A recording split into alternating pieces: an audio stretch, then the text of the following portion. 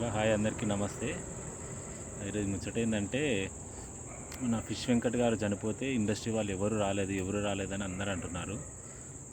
Industry వాళ్ళు ఎందుకు వస్తారన్న?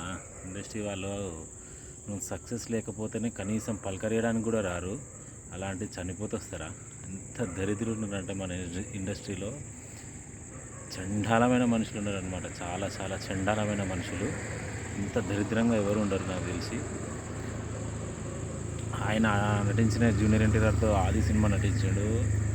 సాయిధరం తెగచోటి ఆ సినిమాలో నటించాడు. సుప్రీం హీరోలో అంత మంచి క్యారెక్టర్స్ చేసిన తనకి కనీసం ఎన్నో పనికిమాలిన విషయాలకు అన్నిటికీ ట్వీట్లు పెడతారు కదా పెద్ద పెద్ద హీరోలు, అన్నిటికీ వాళ్ళు.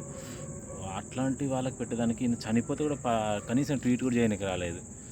అల్లు అర్జున్ అనే ఒక వ్యక్తి ఒక్కరోజు జైల్లో పోయి ఇట్లా జస్ట్ బయట కూర్చొని వచ్చి, లోపల కూడా వెళ్ళలేదు, బయట కూర్చొని వచ్చినందుకు కుప్పలు కుప్పలు ఇండస్ట్రీ పెద్దలు, వాడు వీడు తెలిసినోడు తెలియనోడు అందరూ వచ్చి ఆయనను పలకరించారు.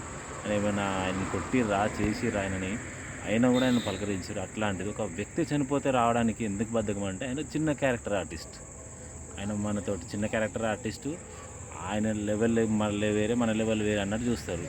దానికి జస్ట్ ఎగ్జాంపుల్ కోట శ్రీనివాసరావు గారి మరణం. కోట శ్రీనివాసరావు గారు చనిపోతే ఎంతమంది వచ్చారని, చిరంజీవి గారు, చాలా పెద్ద పెద్ద ఆర్టిస్టులు వచ్చారు చూడడానికి.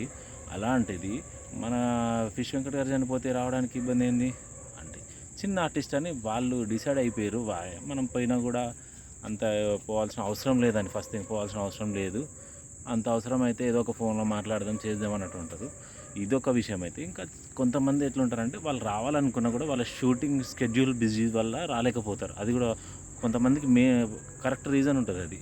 కానీ కొంతమంది పనికిమాలిన వాళ్ళు టైం ఉండి కూడా ఇంట్లో ఉండి టీవీలో లైవ్ చూసుకుంటా కూడా రాలేకపోతారు. అంత దరిద్రులు ఉన్నారు మన ఇండస్ట్రీలో.